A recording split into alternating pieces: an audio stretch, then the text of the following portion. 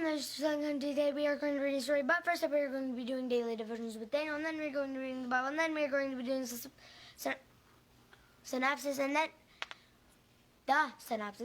then we're going to be reading the Two Towers. I hope you guys enjoy. Make sure to hit the like button, subscribe, and bell, not miss another video. Here is my brother to do daily devotions with Daniel. Hey, Spider-Man!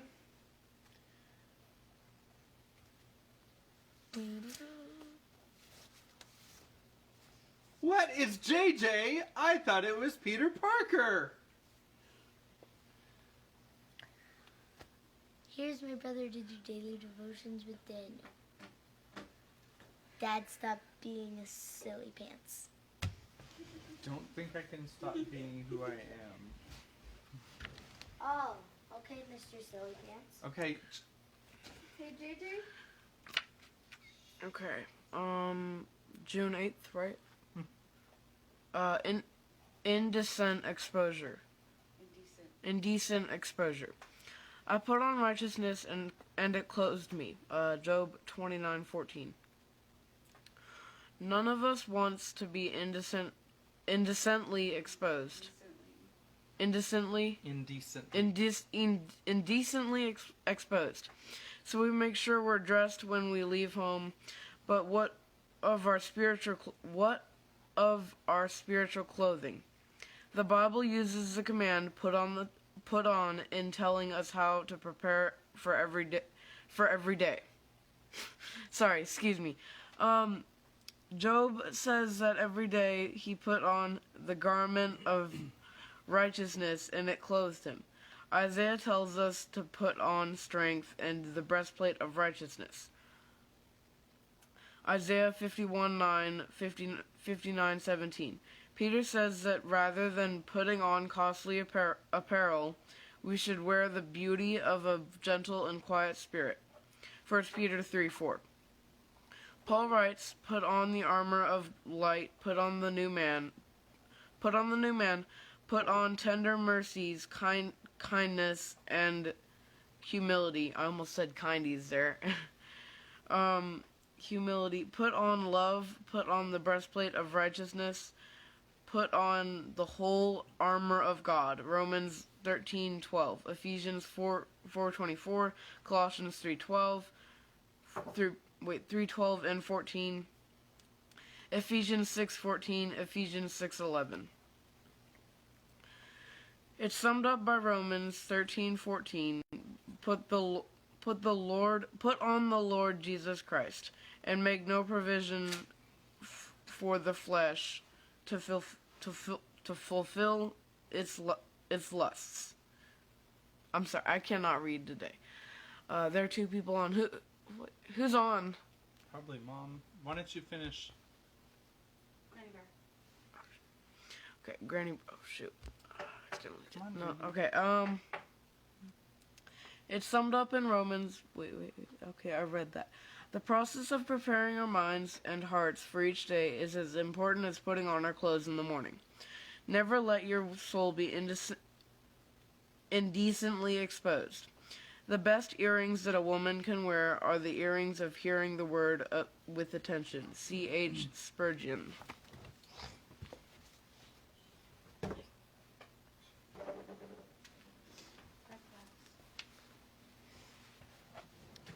Hello.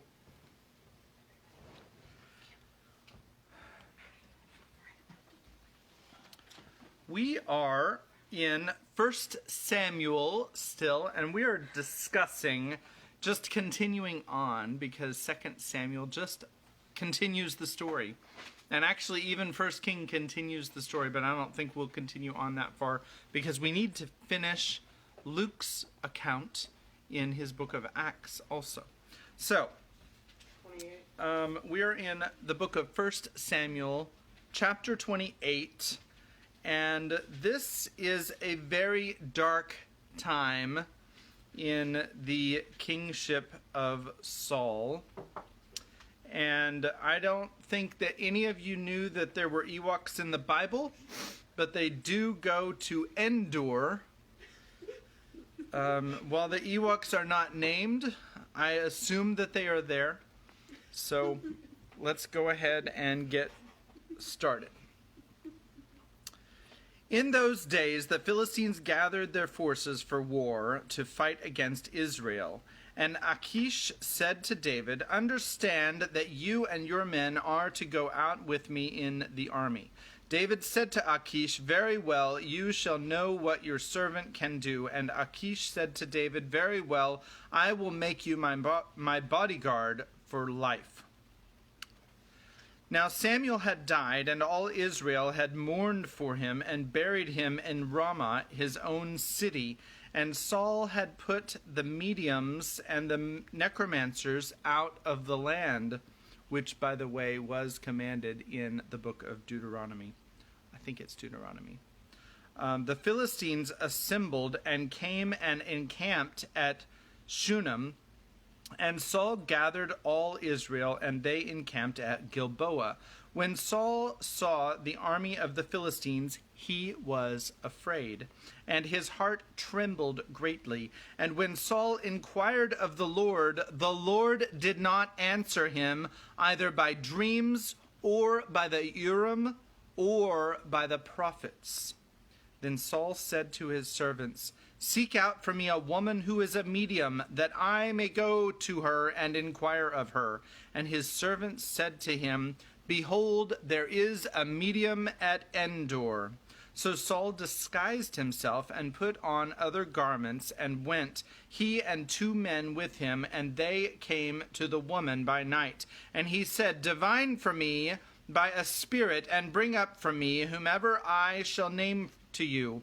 The woman said to him, "Surely you shall know what Saul has done, how he has cut off the mediums and the necromancers from the land. Why then are you laying a trap for my life to bring about my death?" But Saul swore to her by the Lord, "As the Lord lives, no punishment shall come upon you for this thing." Then the woman said, "Whom shall I bring up for you?" He said, "Bring up Samuel for me." When the woman saw Samuel, she cried out with a loud voice, and the woman said to Saul, "Why have you deceived me? You are Saul." The king said to her, "Do not be afraid. What do you see?" And the woman said to Saul, "I see a god coming up out of the earth." He said to her, "What is this appearance?" And she said, "An old man is coming up, and he is wrapped in a robe." And Saul knew that it was Samuel, and he bowed with his face to the ground and paid homage. Then Samuel said to Saul, "Why have you disturbed me by bringing me up?" Saul answered, "I am in great distress, for the Philistines are warring against me, and God has turned away from me and answers me no more, either by prophets or by dreams. Therefore I have summoned you to tell me what I shall do." And Samuel said, "Why then do you ask me, since the Lord has turned from you and become your enemy? The Lord has done to you as he spoke by me, for the Lord has torn the kingdom out of your hand and given it to your neighbor David, because you did not obey the voice of the Lord and did not carry out his fierce wrath against Amalek. Therefore the Lord has done this thing to you this day. Moreover, the Lord will give Israel also with you into the hand of the Philistines, and tomorrow you and your sons shall be with me. The Lord will give the army of Israel also into the hand of the Philistines." Then Saul fell at once full length on the ground, filled with fear, because of the words of Samuel. And there was no strength in him, for he had eaten nothing all day and all night. And the woman came to Saul, and when she saw that he was terrified, she said to him, "Behold, your servant has obeyed you. I have taken my life in my hand, and have listened to what you have said to me. Now therefore you also obey your servant. Let me set a morsel of bread before you and eat, that you may have strength when you go on your way." He refused and said, "I will not eat." But his servants together with the woman urged him, and he listened to their words. So he arose from the earth and sat on the bed. Now the woman had a fattened calf in the house, and she quickly killed it, and she took flour and kneaded it, and baked unleavened bread of it. And she put it before Saul and his servants, and they ate. Then they rose and went away that night. And that is the end of chapter 28. So Saul was a Force ghost. Samuel was a Force ghost. Samuel was a Force ghost on Endor. I think that is a misinterpretation of Scripture. All right, so. Jedi jokes. Alrighty, so now we are on chapter 3 of the Two Towers. The chapter is called the Uruk-hai, but yesterday we finished the Riders of Rohan, and so they are chasing down the orcs that captured Merry and Pippin, and basically they gave up and said, "Oh, Merry and Pippin are on their own." And that's it. All right, so now Kimberly's going to come and tell us how it really happened. Oh. He's like waiting for me, and I'm right here. Mom did my hair today, and I think it's pretty good. So what happened was, they were going over, and they found where the orcs were found. They found where they were, and where they all got killed, and the mound where they were burned and everything. And they're waiting out the night, and they set a fire. And then they saw a tall person in robes and a hat, not a hood. And it's probably Saruman. Yeah, they think it's Saruman. I'm not, like, They're if you pretty ask afraid. me, yeah. And then they waited out the rest of the night, and that's practically all. And then Saruman rose his staff and No. electrocuted them. No, he does not have Sith lightning. Force lightning. And also, is it the Riders of Rohan Solo? Oh, Rohan Solo, I get it. Dad, you're talking about Dark Pikachu. Okay, Alright. I'm going to hand it off to Dad, who's going to read, but I want to show you this. Oh my gosh. Is that Smaug? No, JJ asked me to do a You should draw dragon. Nah, I'm not really good at that. That's style me in the dragon. Alrighty. So, I'm back. I'm also front. Be sure Dad jokes. to Safeway necromancy. Necromancy is not acceptable. Yeah, we did cover that, right? Necromancy is not acceptable. All right, so Another sin that Saul committed. yeah, by the end of Saul's life, he was not behaving at all. At all. All right, so this is chapter 3, the Uruk-hai.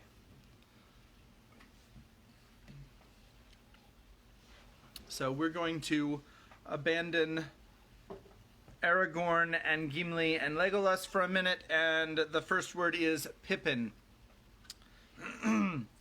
Pippin lay in a dark and troubled dream. It seemed that he could hear his own small voice echoing in black tunnels, calling Frodo, Frodo, but instead of Frodo, hundreds of hideous orc faces grinned at him out of the shadows. Hundreds of hideous arms grasped at him from every side. Where was Merry? He woke. Cold air blew on his face. He was lying on his back. Evening was coming, and the sky above was growing dim. He turned and found that the dream was little worse than the waking. His wrists, legs, and ankles were tied with cords. Beside him, Merry lay, white-faced, with a dirty rag bound across his brows. All about them sat or stood a great company of orcs.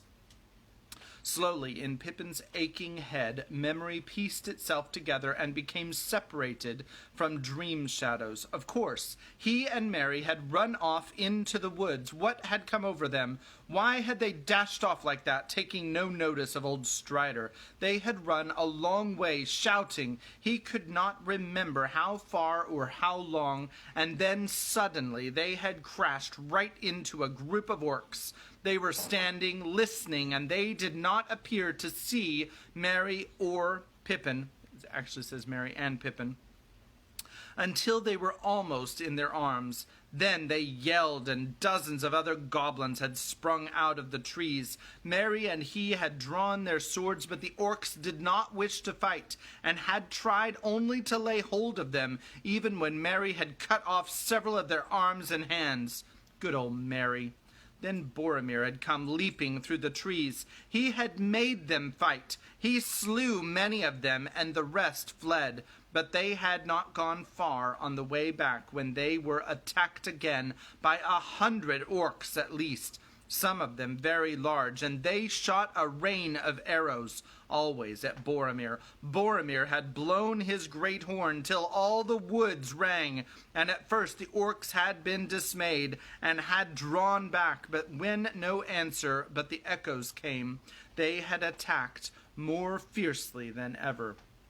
Pippin did not remember much more. His last memory was of Boromir leaning against a tree, plucking out an arrow.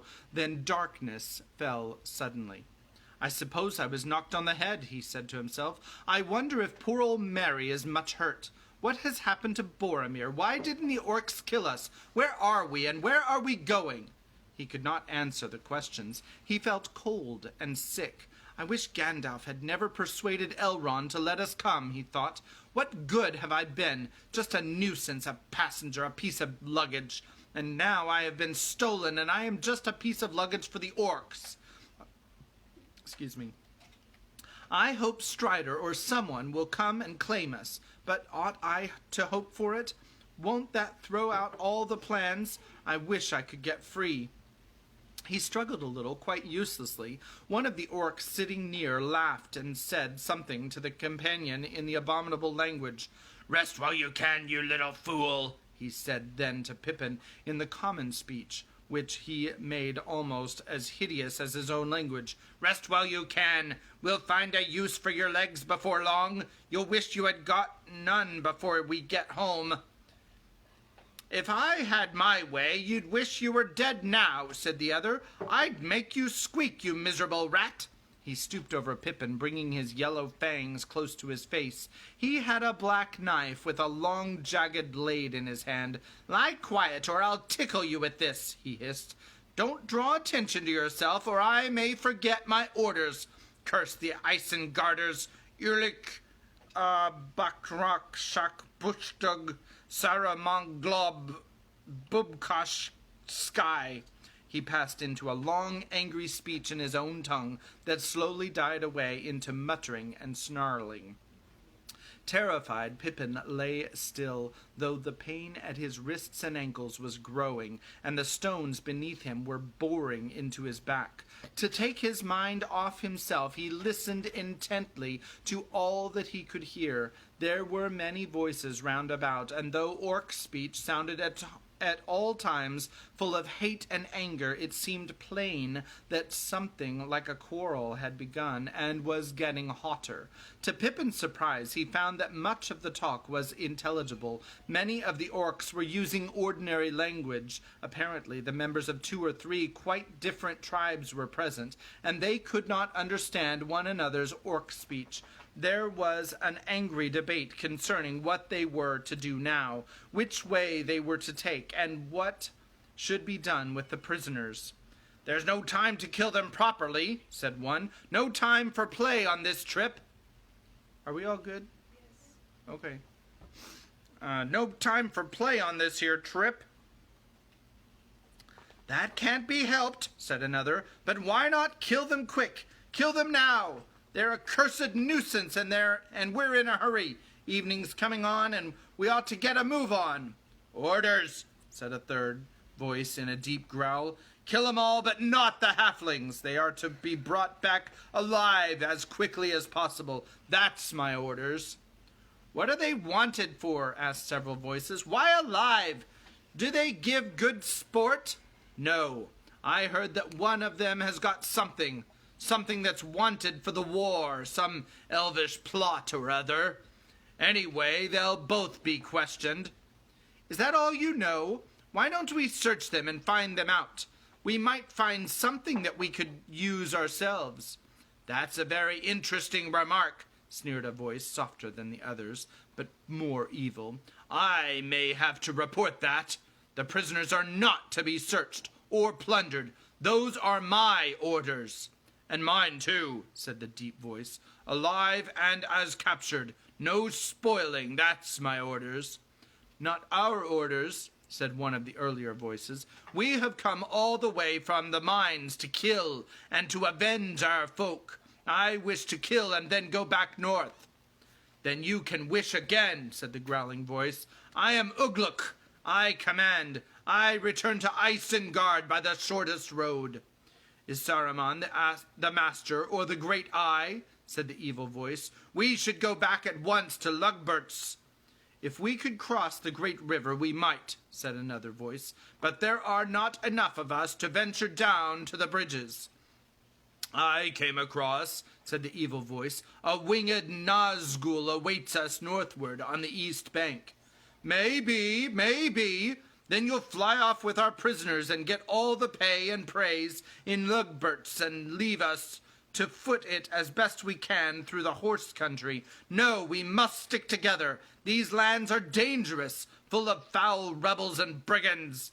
"Aye, we must stick together," growled Uruk. "I don't trust you, little swine. You've no guts outside your own sties, but for us you'd all have run away. We are the fighting Uruk-hai. We slew the great warrior. We took the prisoners. We are the servants of Saruman the Wise, the White Hand, the hand that gives us man's flesh to eat.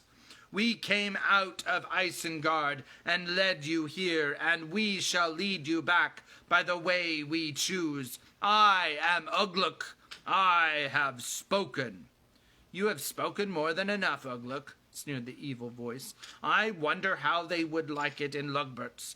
They might think that Uruk's shoulders needed relieving of a swollen head. They might ask where his strange ideas came from. Did they come from Saruman, perhaps? Who does he think he is, setting up on his own with his filthy white badges? They might agree with me, with Grishnach, their trusted messenger, and I, Grishnach, say this: Saruman is a fool, and a dirty, treacherous fool, but the great eye is on him." "Swine, is it? How do you folk like being called swine by the muckrakers of dirty little wizard?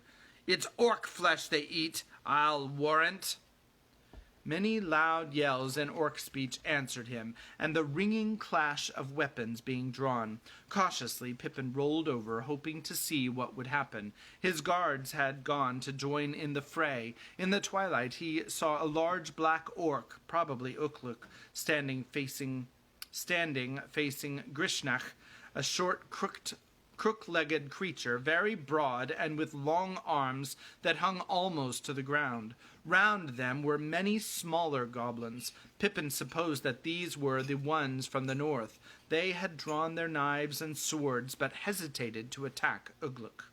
Uruk shouted, and a number of other orcs of nearly his own size ran up. Then suddenly, without warning, Uruk sprang forwards and with 2 swift strokes swept the heads off 2 of his opponents. Grishnach stepped aside and vanished into the shadows. The others gave way, and one stepped backward and fell over Mary's prostrate form with a curse. Yet that probably saved his life, for Uruk's followers leapt over him and cut down another with their broad-bladed swords. It was the yellow-fanged guard. His body fell right on top of Pippin, still clutching its long, saw-edged knife. "Put up your weapons," shouted Uruk, "and let's have no more nonsense. We go straight west from here and down the stair, from there straight to the downs, then along the river to the forest, and we march day and night. That clear?"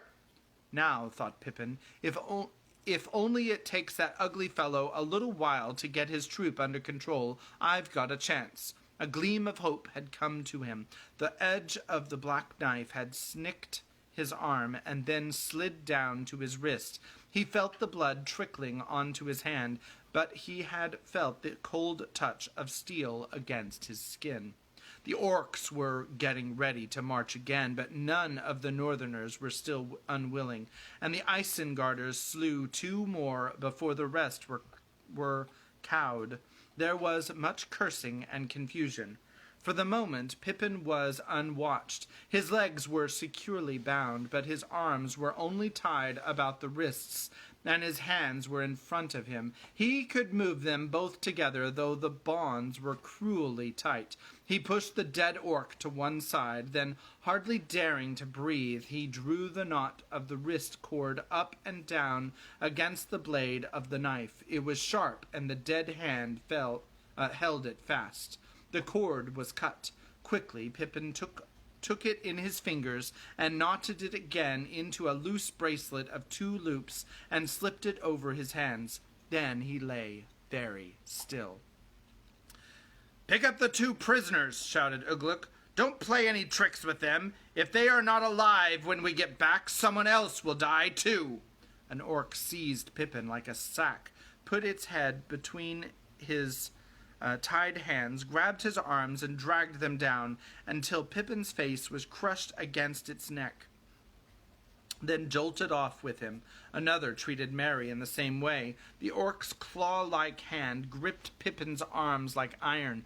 The nails bit into him. He shut his eyes and slipped back into evil dreams. Suddenly he was thrown on to the stony floor again. It was early night, but the slim moon was already falling westward.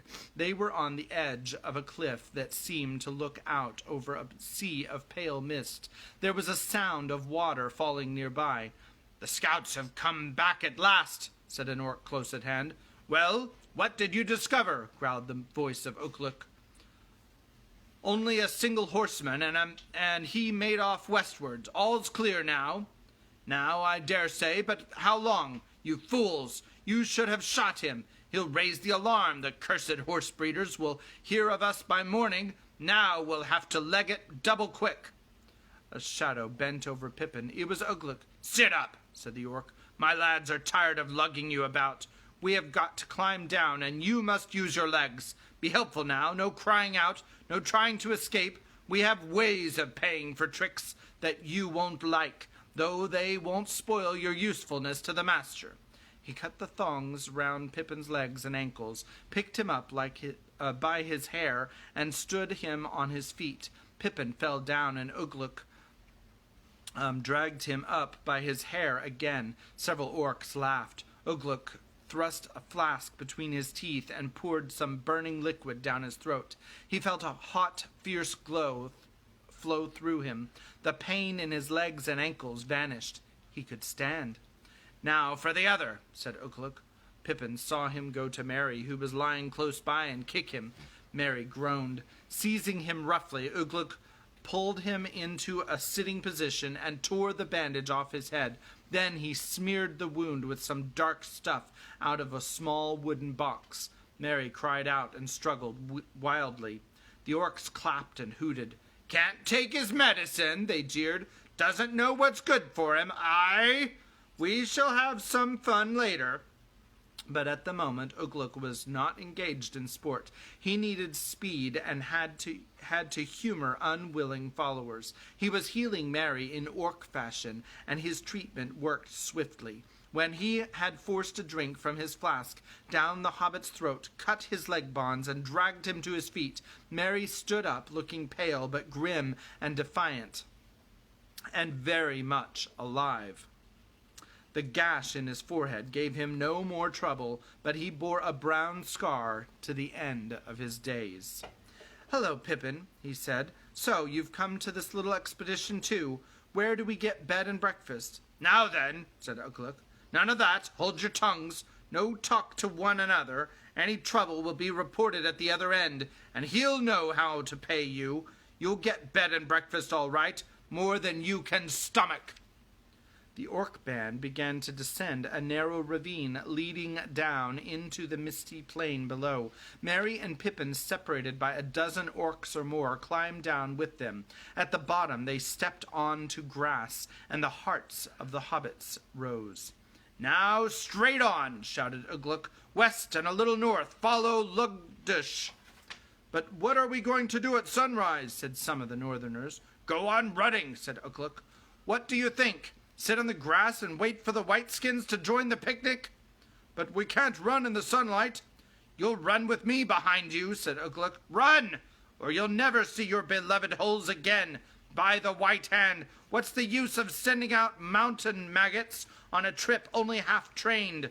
Run, you curse you! Run while the night lasts."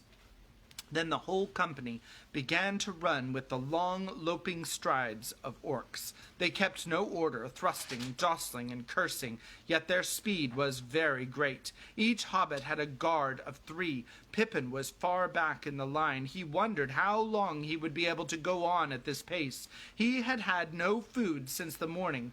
One of his guards had a whip, but at present the orc liquor was still hot in him. His wits, too, were wide awake. Every now and again there came into his mind, unbidden, a vision of the keen face of Strider bending over a dark trail and running behind. But what could even a ranger see except a confused trail of orc feet?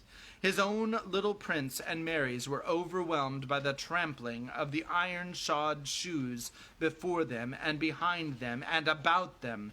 They had gone only a mile or so from the cliff when the land sloped down into a wide, shallow depression where the ground was soft and wet. Mist lay there, pale glimmering in the last rays of the sickle moon. The dark shapes of the orcs in front grew dim and then were swallowed up. "Aye, steady now," shouted Uruk from the rear. A sudden thought leapt into Pippin's mind, and he acted on it at once. He swerved aside to the right and dived out of the reach of the clutching guard. Heading first into the mist, he landed sprawling on the grass. "Halt!" yelled Uruk. There was for a moment turmoil and confusion. Pippin sprang up and ran, but the orcs were after him. Some suddenly loomed up right in front of him.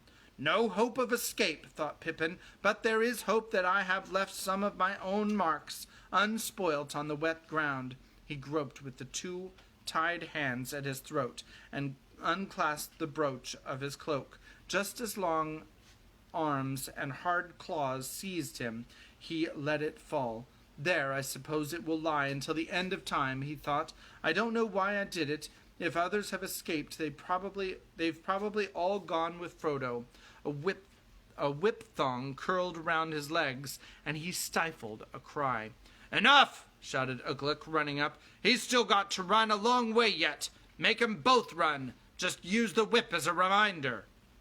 "But that's not all," he snarled, turning to Pippin. "I shan't forget. Payment is only put off. Leg it!"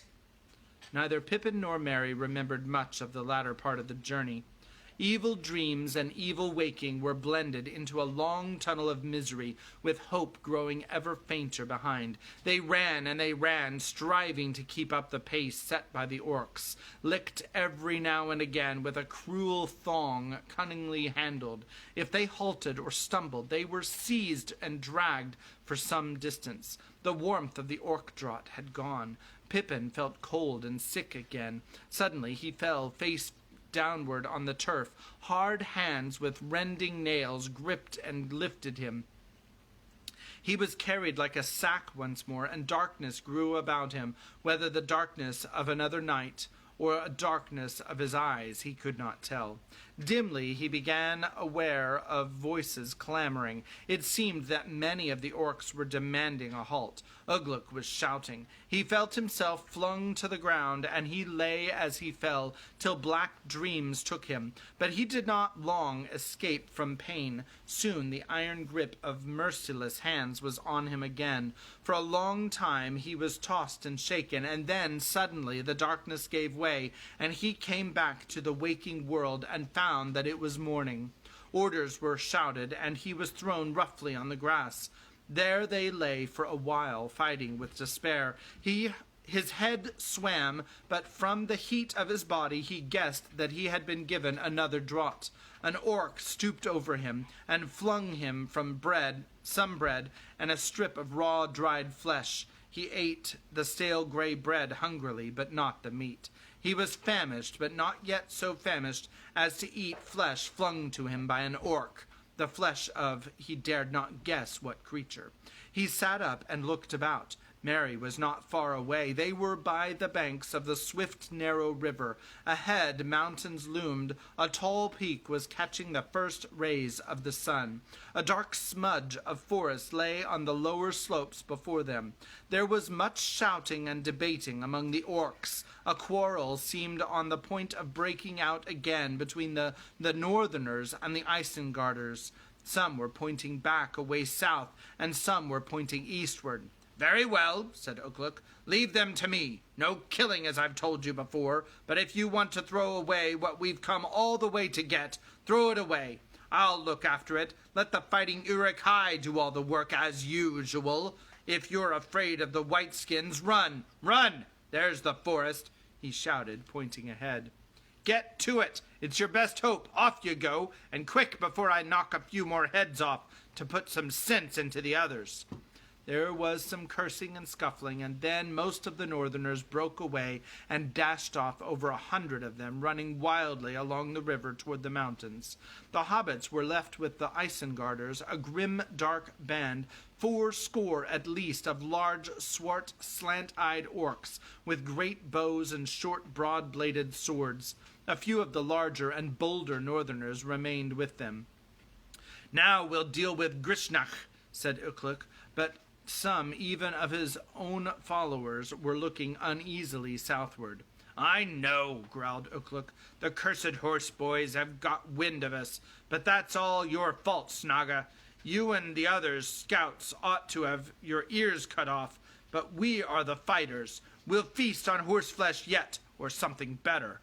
At that moment, Pippin saw why some of the troop had been pointing eastward. From that direction there now came hoarse cries, and there was Grishnach again, and at his back a couple of score of others like him, long-armed, crook-legged orcs. They had a red eye painted on their shields. Ugluk stepped forward to meet them.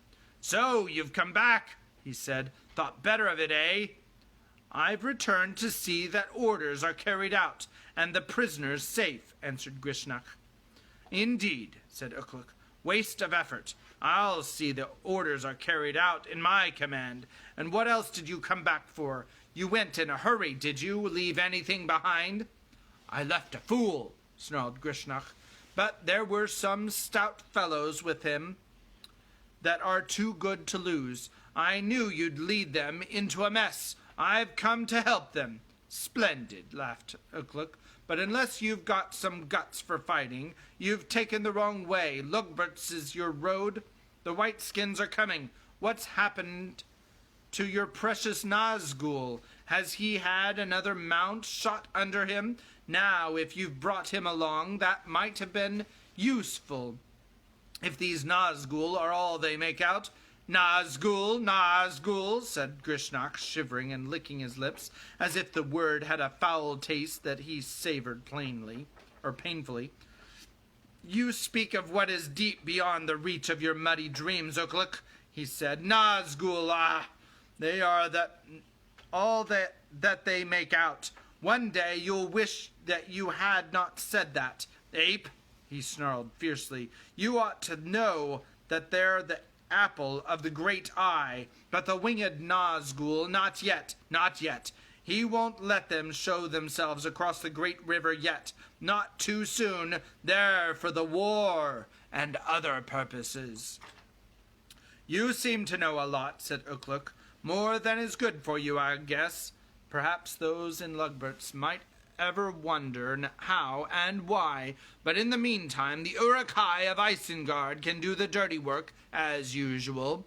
Don't stand slavering there. Get your rabble together. The other swine are legging it to the forest. You'd better follow. You wouldn't get back to the great river alive. Right off the mark. Now, I'll be on your heels." The Isengarders seized Merry and Pippin again and slung them on their backs. Then the troops started off. Hour after hour they ran, pausing now and again only to sling the hobbits to fresh carriers, either because they were quicker and hardier, or because some plan of Grishnach's, the Isengarders, gradually passed through the orcs of Mordor, and Grishnach's folk closed in behind. Soon they were gaining also on the northerners ahead. The forest began to draw nearer. Pippin was busied and torn. His aching head was grated by the filthy jowl and hairy ear of the orc that held him. Immediately in front were bowed backs and tough, thick legs going up and down, unresting as if they were made of wire and horn, beating out the nightmare seconds of an endless time.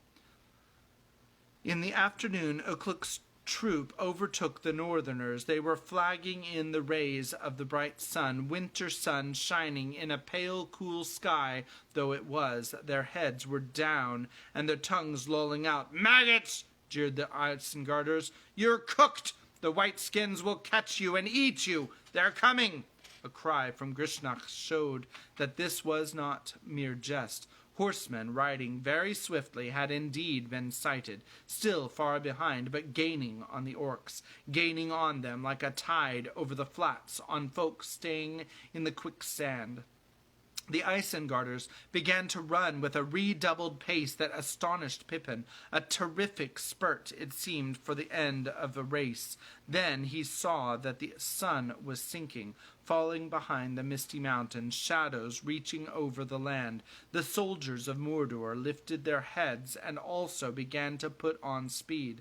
The forest was dark and close. Already they had passed a few outlying trees. The land was beginning to slope upward ever more steeply, but the orcs did not halt.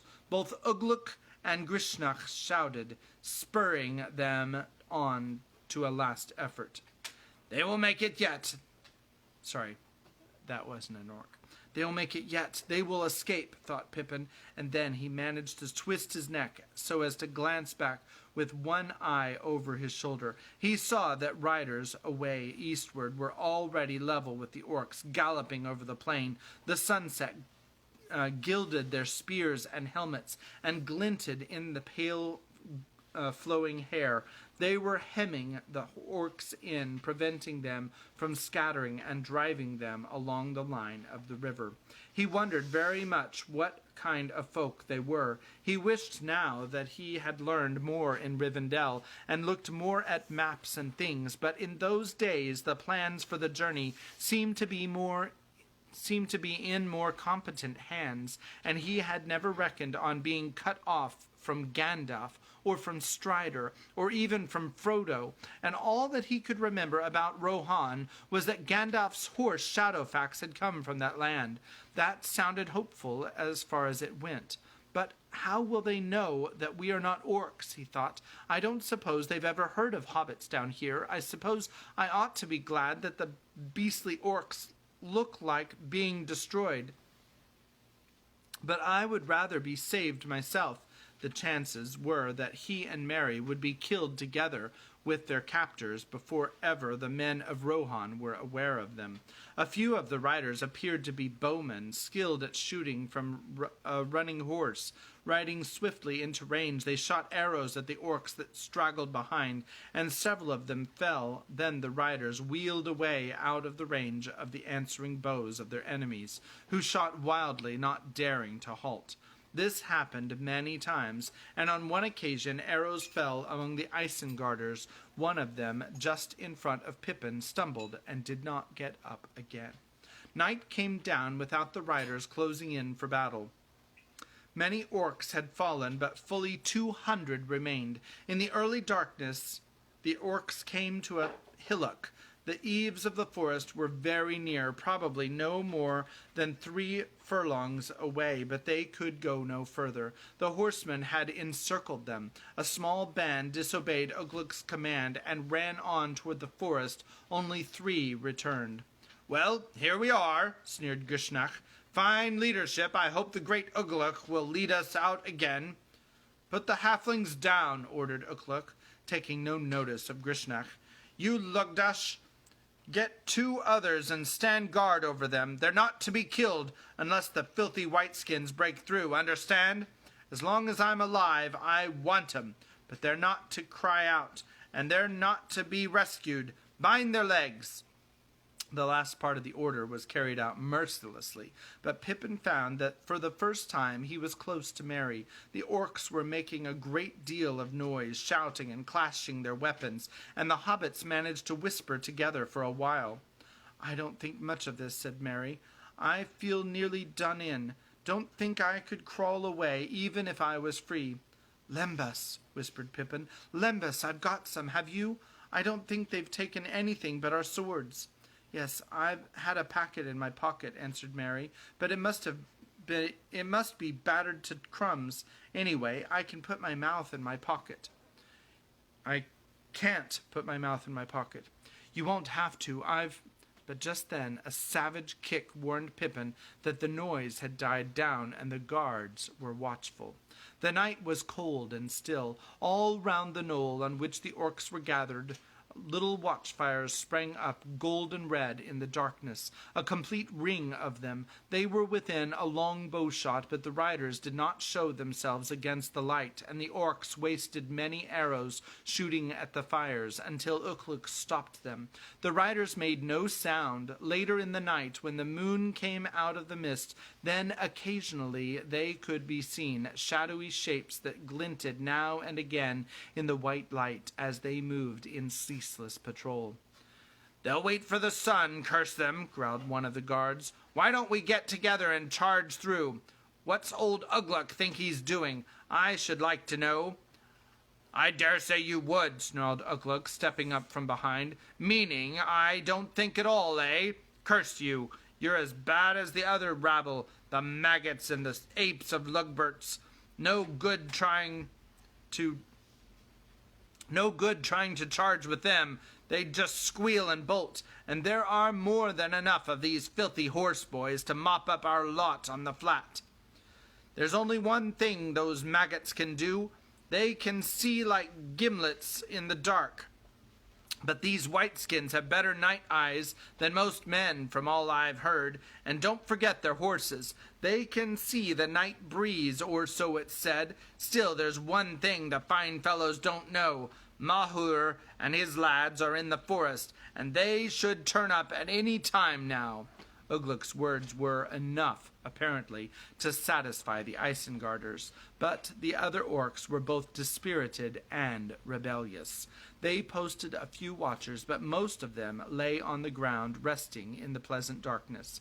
It did indeed become very dark again, for the moon passed westward into thick cloud, and Pippin could not see anything a few feet away.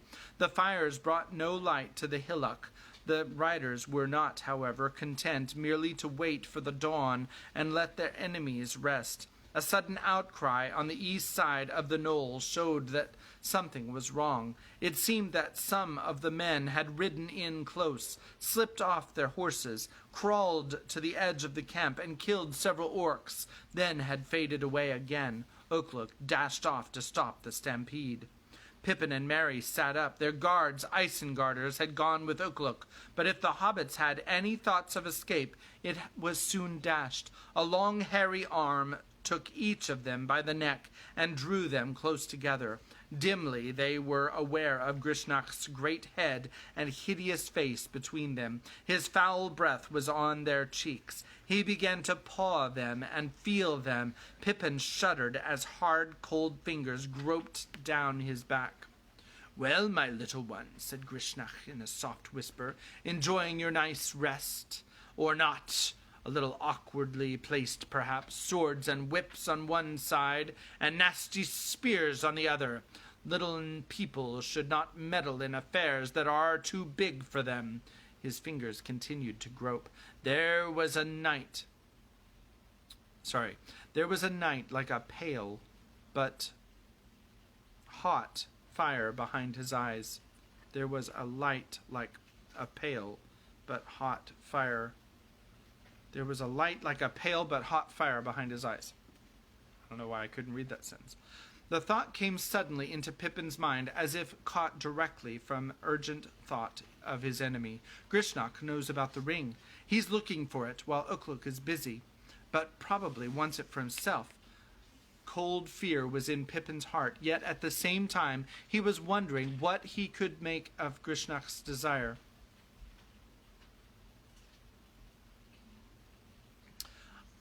I don't think you will find it that way, he whispered. It isn't easy to find. Find it, said Grishnak. His fingers stopped crawling and gripped Pippin's shoulder. Find what? What are you talking about, little one? For a moment Pippin was silent. Then suddenly, in the darkness, he made a noise in his throat. Gollum, Gollum. Nothing, my precious, he added. The hobbits felt Grishnak's fingers twitch. Oh-ho, hissed the goblin softly. That's what he means, is it? Oh-ho, very, very dangerous, my little ones. Perhaps, said Merry, now alert and aware of Pippin's guess. Perhaps, and not only for us. Still, you know your own business best. Do you want it or not? And what would you give for it? Do I want it? Do I want it? Said Grishnak, as if puzzled, but his arms were trembling. What would I give for it? What do you mean? We mean, said Pippin, choosing his words carefully, that it's no good groping in the dark. We could save you time and trouble, but you must untie our legs first, or we'll do nothing and say nothing. My dear tender little fools, hissed Grishnak. Everything you have and everything you know will be got out of you in due time. Everything. You'll wish there was more that you could tell us to satisfy the questioner. Indeed, you will quite soon. We shan't hurry the inquiry. Oh dear, no. What do you think you've been kept alive for? My dear little fellows, please believe me when I say that it was not of our kindness. That's not even one of Ugluk's faults. I find it quite easy to believe, said Merry, but you haven't got your prey home yet, and it doesn't seem to be going your way, whatever happens. If we come to Isengard, it won't be the great Grishnak that benefits. Saruman will take all that he can find. If you want anything for yourself, now's the time to do a deal. Grishnak began to lose his temper. The name of Saruman seemed specially to enrage him. Time was passing, and the disturbance was dying down. Ukluk or the Isengarders might return at any moment. Have you got it, either of you? He snarled. Gollum, said Pippin.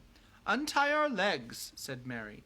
They felt the orc's arms trembling violently. Curse you, you filthy little vermin, he hissed. Untie your legs. I'll untie every string in your bodies. Do you think I can't search you to the bones? Search you, I'll cut you both to quivering shreds. I don't need the help of your legs to get you away, and have you all to myself. Suddenly he seized them. The strength in his long arms and shoulders was terrifying. He tucked them one under each armpit and crushed them fiercely to his sides. A great stifling hand was clapped over each of their mouths. Then he sprang forward, stooping low. Quickly and silently he went until he came to the edge of the knoll.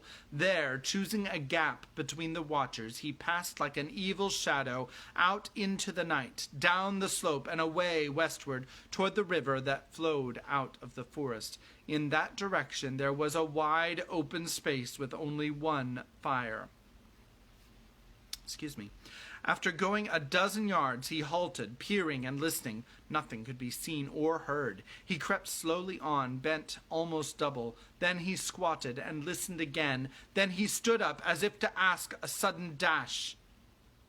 risk a sudden dash.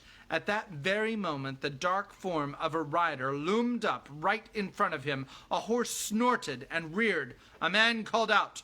Grishnak flung himself on the ground flat, dragging the hobbits under him. Then he drew his sword. No doubt he meant to kill his captives rather than allow them to escape or to be rescued, but it was his undoing. The sword rang faintly and glinted a little in the light of the fire away to his left. An arrow came whistling out of the gloom. It was aimed with skill or guided by fate, and it pierced his right hand. He dropped the sword and shrieked. There was a quick beat of hoofs, and even as Grishnak leapt up and ran, he was ridden down, and a spear passed through him.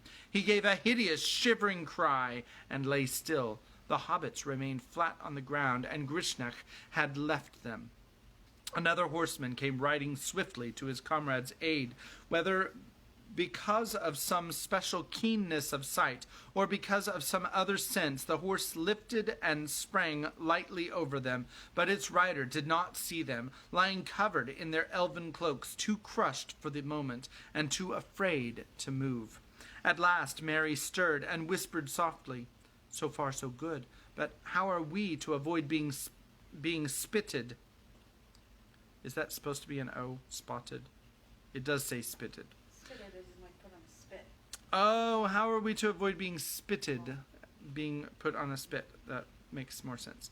The answer came almost immediately. The cries of Grishnak had roused the orcs. From the yells and screeches they came from the knoll, and the hobbits guessed that their disappearance had been discovered. Uklook was probably knocking off a few more heads. Then suddenly the answering cries of orc voices came from the right, outside the circle of watchfires, from the direction of the forest and the mountains. Mahur had apparently arrived and was attacking the besiegers. There was the sound of galloping horses. The riders were drawing in their ring close round the knoll, risking the orc arrows so as to prevent any sortie, while a company rode off to deal with the newcomers. Suddenly, Merry and Pippin realized that without moving, they were now outside the circle. There was nothing between them and escape. "Now," said Mary, "if only we had our legs and hands free, we might get away. But I can touch the knots, and I can't touch the knots, and I can't bite them." "No need to try," said Pippin. "I was going to tell you. I've managed to free my hands. These loops are only left for show. You'd better have a bit of limbus first." He slipped the cords off his wrists and fished out a packet. The cakes were broken but good, still in their leaf wrappings. The hobbits each ate 2 or 3 pieces. The taste brought back to them the memory of fair faces and laughter and wholesome food in quiet days now far away. For a while they ate thoughtfully, sitting in the dark, heedless of the cries and sounds of battle nearby. Pippin was the first to come back to the present. "We must be off," he said. "Half a moment." Grishnak's sword was lying close at hand, but it was too heavy and clumsy for him to use, so he crawled forward, and finding the body of the goblin, he drew from its sheath a long, sharp knife. With this he quickly cut their bonds. "Now for it," he said. When we've warmed up a bit, perhaps we shall be able to stand again and walk, but in any case we had better start crawling." They crawled. The turf was deep and yielding, and that helped them, but it seemed a long, slow business. They gave the watchfire a wide berth and wormed their way forward bit by bit until they came to the edge of the river, gurgling away in the black shadows under the deep banks.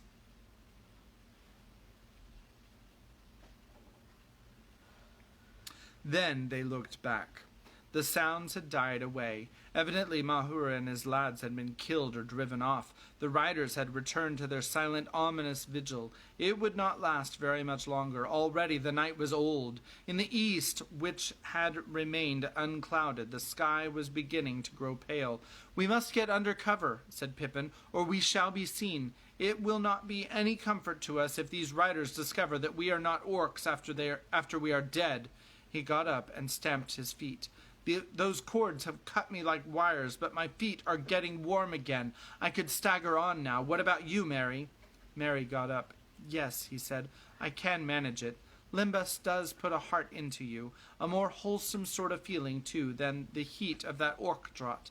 I wonder what it was made of. Better not to know, I expect. Let's get a drink of water to wash away the thought of it. Not here, the banks are too steep, said Pippin. Forward now. They turned and walked side by side slowly along the line of the river. Behind them the light grew in the east. As they walked they compared notes, talking lightly in hobbit fashion of the things that had happened since their capture. No listener would have guessed from their words that they had suffered cruelly and been in dire peril, going without hope towards torment and death, or that even now, as they knew well, that they had little chance of ever finding friend or safety again. You seem to have been doing well, Master Took, said Merry. You will get almost a chapter in old Bilbo's book, if ever I get the chance to report to him. Good work, especially guessing that hairy villain's little game and playing up to him. But I wonder if anyone will ever pick up your trail and find that brooch. I should hate to lose mine, but I am afraid yours is gone for good. I shall have to brush up my toes, for I am to get level with you. Indeed, Cousin Brandybuck is going in front now. That is where he comes in. This is where he comes in. I don't suppose you have much notion where we are, but I spent my time at Rivendell rather better. We're walking west along the Entwash. The butt end of the Misty Mountains is in front, and Fangorn Forest. Even as he spoke, the dark edge of the forest loomed up straight before them. Night seemed to have taken refuge under its great trees, creeping away from the coming dawn. Lead on, Master Brandybuck, said Pippin, or lead back. We have been warned against Fangorn, but one so knowing will not have forgotten that. I have not, answered Merry, but the forest seems better to me, all the same, than turning back into the middle of a battle. He led the way in under the huge branches of the trees. Old beyond guessing they seemed. Great trailing beards of lichen hung from them, blowing and swaying in the breeze. Out of the shadows the hobbits peeped, gazing back down the slope. Little furtive figures that in the dim light looked like elf children in the deeps of time, peering out of the wild wood in wonder at their first dawn. Far over the great river and the brown lands, leagues upon grey leagues away, the dawn came, red as flame. Loud rang the hunting horns to greet it. The riders of Rohan sprang suddenly to life. Horn answered horn again. Merry and Pippin heard, clear in the cold air, the neighing of war horses and the sudden singing of many men. The sun's limb was lifted, an arc of fire above the margin of the world. Then, with a great cry, the riders charged from the east. The red light gleamed on mail and spear. The orcs yelled and shot all the arrows that remained to them. The hobbits saw several horsemen fall, but their line held on up the hill and over it, and wheeled round and charged again. Most of the raiders that were left alive then broke and fled this way and that, pursued one by one to the death. But one band, holding together in the black wedge, drove forward resolutely in the direction of the forest. Straight up the slope they charged toward the watchers. Now they were drawing near, and it seemed certain that they would escape. They had already hewn down 3 riders that barred their way. We have watched too long, said Merry. There's Ugluk. I don't want to meet him again. The hobbits turned and fled deep into the shadows of the wood. So it was that they did not see the last stand when Ugluk was overtaken and brought to bay at the very edge of Fangorn. There he was slain at last by Eomer, the 3rd Marshal of the Mark, who dismounted and fought him sword to sword, and over the wide fields the keen-eyed riders hunted down the few orcs that had escaped and still had strength to fly. Then, when they had laid their fallen comrades in a mound and had sung their praises, the riders made a great fire and scattered the ashes of their enemies. So ended the raid, and no news of it came ever back either to Mordor or to Isengard, but the smoke of the burning rose high to heaven and was seen by many a watchful eye. And that's the end of chapter 3. And chapter 4, oh, my bookmark's over there, is called Treebeard. And that is what we will read tomorrow. So, I do want to mention that any joking that I was trying to lighten the Bible story was not intended to glorify necromancy or any kind of sorcery in any way. So that is definitely not my intention. So if that's how it was perceived, then I apologize. So, which seems to be the statement that is being stated in the comments there. So, thank you for joining us today, and we will see you again tomorrow when we read Treebeard. I didn't catch the first word. I missed it. Oh, JJ's going to tell us. He's going to be very careful with that book, too. The first bird. The first bird is... The first word is meanwhile. Meanwhile. That is a meanwhile, but we will get to that meanwhile. No one's being mean. But in the meantime, we will get to that meanwhile tomorrow. It looks like we have an art gallery. Here's Kimberly. Yeah, I have an art gallery right here. See? Remember that sketch that I showed you at the beginning? This is how it turned out. Ooh. I really like how it turned out. I like how it blended. And thank you. This is Heavy D Storytelling, and have a good night. God bless. God bless.